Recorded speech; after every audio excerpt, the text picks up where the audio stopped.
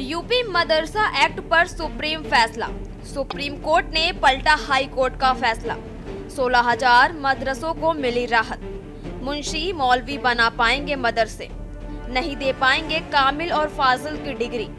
मदरसा board कानून के खिलाफ एक शख्स ने इलाहाबाद हाई कोर्ट में याचिका दायर की थी। हाई कोर्ट की याचिका में संवैधानिक वैधता को चुनौती दी गई थी। हाई कोर्ट ने 22 मार्च को फैसला सुनाया था। हाई कोर्ट ने कहा था UP board of Madrasa education act 2004 असंवैधानिक है। सुप्रीम कोर्ट ने अपने फैसले में कहा है कि सभी मदरसे क्लास 12 तक के सर्टिफिकेट दे सकेंगे, लेकिन उसके आगे की तालीम का सर्टिफिकेट देने की मान्यता मदरसों के पास नहीं होगी।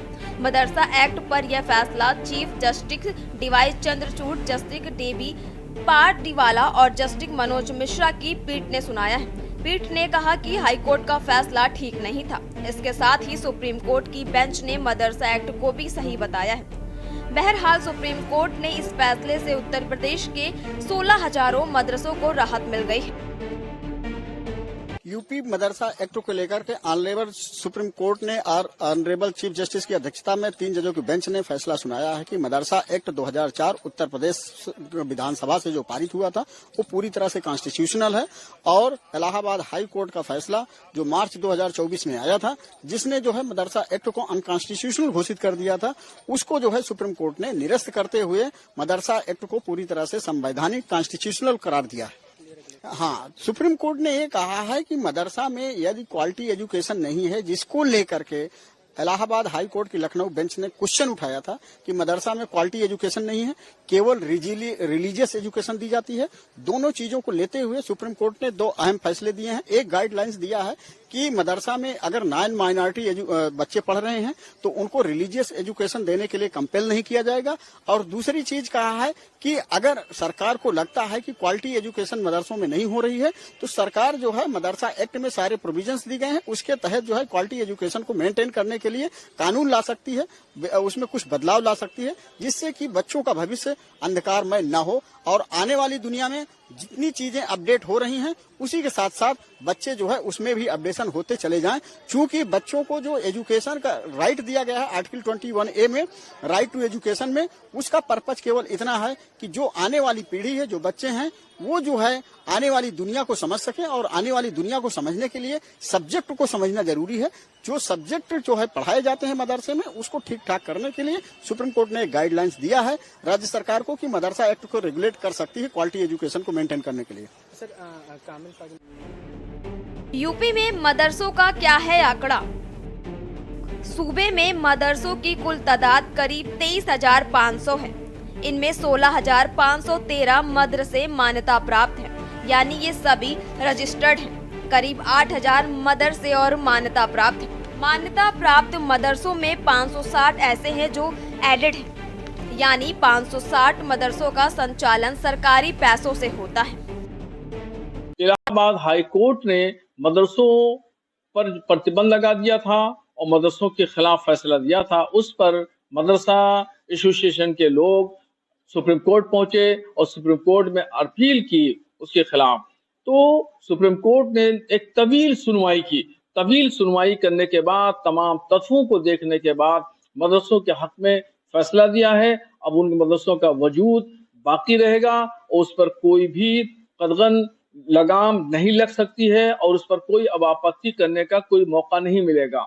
हाँ, साथ साथ में सुप्रीम कोर्ट ने जो रहनुमाई की है स्टेट गवर्नमेंट की कि इन मदरसों की देखरेख की जाए और इनको अच्छे से अच्छा जो है वो रख रखाव किया जाए, तो इससे और ये भी फैसला मदरसे के हितों में है। इसलिए मदरसों में सफाई सुथराई, उसका ढांचा और मुसलसल बच्चों की तालीम और तालीम पे भी निगरानी, तो ये तमाम जो है वो बच्चों के तलबा के हित में है। और अगर ये अमली जामा पहनाया जाता है जिस तरीके से सुप्रीम कोर्ट ने हिदायतें दी हैं, तो मदरसों में और निखार।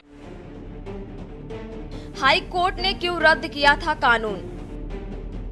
आपको बता दें कि मदरसा बोर्ड कानून के खिलाफ एक शख्स ने इलाहाबाद हाई कोर्ट में याचिका दायर की थी, जिसमें इस कानून की संवैधानिक वैधता को चुनौती दी थी। इसी पर हाई कोर्ट ने 22 मार्च को फैसला सुनाया था। हाई कोर्ट ने कहा था UP board of Madrasa education act 2004 असंवैधानिक है और इससे धर्मनिरपेक्षता के सिद्धांत का उल्लंघन होता है, जिसके साथ ही राज्य सरकार को मदरसों में पढ़ने वाले बच्चों को समान स्कूलिंग सिस्टम में शामिल करने का आदेश दिया था। इलाहाबाद हाई कोर्ट ने कहा था मदरसा कानून 2024 धर्मनिरपेक्षता के सिद्धांत का उल्लंघन है, जो भारत के संविधान के बुनियादी ढांचे का हिस्सा है।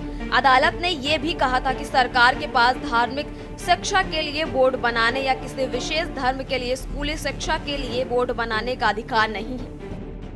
इससे उत्तर प्रदेश मदरसा एक्ट के सिलसिले में ऑनरेबल सुप्रीम कोर्ट ने जो ये फैसला दिया है कि पूरी तरीके से ये एक्ट कॉन्स्टिट्यूशनल है और इस सिलसिले में इलाहाबाद हाई कोर्ट ने जो इसको अनकॉन्स्टिट्यूशनल कहा था उसको रद्द कर दिया है। इससे हम सबको बहुत खुशी और मसरत हुई है और जाहिर सी बात है जो एक्ट खुद हुकूमत ने बनाया हो वो किस तरीके से अनकॉन्स्टिट्यूशनल हो सकता था। बहरहाल इन मदरसों से हजारों लोग वाबस्ता हैं और सभी को एक बहुत बड़ी राहत मिली और हम लोग अब पूरी आज़ादी के साथ अपने मदरसों को कंटिन्यू कर सकते हैं। मदरसा एक्ट को लेकर के हाई कोर्ट में जो बातें हुई थी और जस्टिस विवेक चौधरी साहब ने जो मदरसा एक्ट को बिल्कुल ख़त्म कर दिया था, सुप्रीम कोर्ट में हम लोगों को काफ़ी राहत मिल गई और मदरसा एक्ट भी जो है बहाल रहेगा। उसमें कुछ चेंजिंग, कुछ तब्दीलियां ज़रूर होंगी, लेकिन वो बेहतरी के लिए होंगी।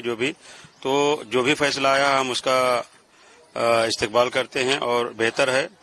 मदरसों की भी हिफाजत हुई और हमें और मजबूती मिली है इस फैसले से। सुप्रीम कोर्ट ने जो फैसला दिया है, 3 जजों की बेंच ने बेहतर फैसला दिया है। क्या है यूपी मदरसा कानून? उत्तर प्रदेश में साल 2004 में ये कानून बनाया गया था। उत्तर प्रदेश मदरसा शिक्षा बोर्ड अधिनियम 2004 को उत्तर प्रदेश में मदरसा शिक्षा को विनियमित करने के लिए अधिनियमित किया गया था। इस अधिनियम ने उत्तर प्रदेश मदरसा शिक्षा बोर्ड की स्थापना की, जो राज्य में मदरसों के प्रशासन और कामकाज की देखरेख के लिए जिम्मेदार एक वैधानिक निकाय है। इसके तहत मदरसा बोर्ड का गठन किया गया था। इसका मकसद मदरसा शिक्षा को सुव्यवस्थित करना था, जिसमें Arabi, Urdu, Farsi, Islamic studies, tibb, traditional medicine, philosophy जैसे शिक्षा को परिभाषित किया गया है। आपको बता दें कि अधिनियम का पहला मकसद मदरसों में एक संरक्षित और सुसंगत पाठ्यक्रम सुनिश्चित कराना है, जिससे शैक्षणिक गुणवत्ता और मानकों को बढ़ावा मिले। इसका उद्देश्य धार्मिक शिक्षा को सामान्य विषयों के साथ इंटीग्रेट करना है, जिससे छात्रों को इस्लामी और समकालीन ज्ञान दोनों से लैस किया जा सके। बोर्ड ने एक अध्यक्ष, उपाध्यक्ष और सदस्य होते हैं, जिसमें इस्लामिक स्टडी के एक्सपर्ट और शिक्षा विभाग के प्रतिनिधि शामिल होते हैं। बोर्ड एक ऐसा पाठ्यक्रम तैयार करने के लिए जिम्मेदार है जो धार्मिक अध्ययनों को विज्ञान, गणित और भाषाओं जैसे सामान्य विषयों के साथ संतुलित करता है। यह मुंशी और मौलवी परीक्षाओं सहित विभिन्न स्तरों के लिए परीक्षाएं आयोजित करता है और अन्य शैक्षिक निकायों द्वारा मान्यता प्राप्त प्रमाण पत्र प्रदान करता है। बोर्ड उन मदरसों को मान्यता प्रदान करता है जो शैक्षणिक और प्रशासनिक मानकों को पूरा करते हैं। यह शैक्षणिक गुणवत्ता बनाए रखने के लिए मदरसों शिक्षकों की ट्रेनिंग, भर्ती और मूल्यांकन की देख रेख भी करता है। बता दें कि मदरसा एक्ट में रजिस्टर्ड मदरसों को बुनियादी ढांचे, संसाधनों और शिक्षकों के वेतन में सुधार के लिए स्टेट फंडिंग और अनुदान का प्रावधान किया गया है। इसके अलावा बोर्ड को मदरसों का आधुनिकीकरण करने, छात्रों को रोजगार संभावनाओं को बढ़ाने के लिए व्यावसायिक और कौशल आधारित ट्रेनिंग शुरू करने का काम सौंपा गया है। बता दें कि यूपी में 25,000 मदरसे हैं, जिनमें से लगभग 16,000 को यूपी बोर्ड ऑफ मदरसा से मान्यता मिली हुई। 8,500 मदरसे ऐसे हैं जिन्हें मदरसा बोर्ड ने मान्यता नहीं दी है। स्पेशल डेस्क के न्यूज़ इंडिया।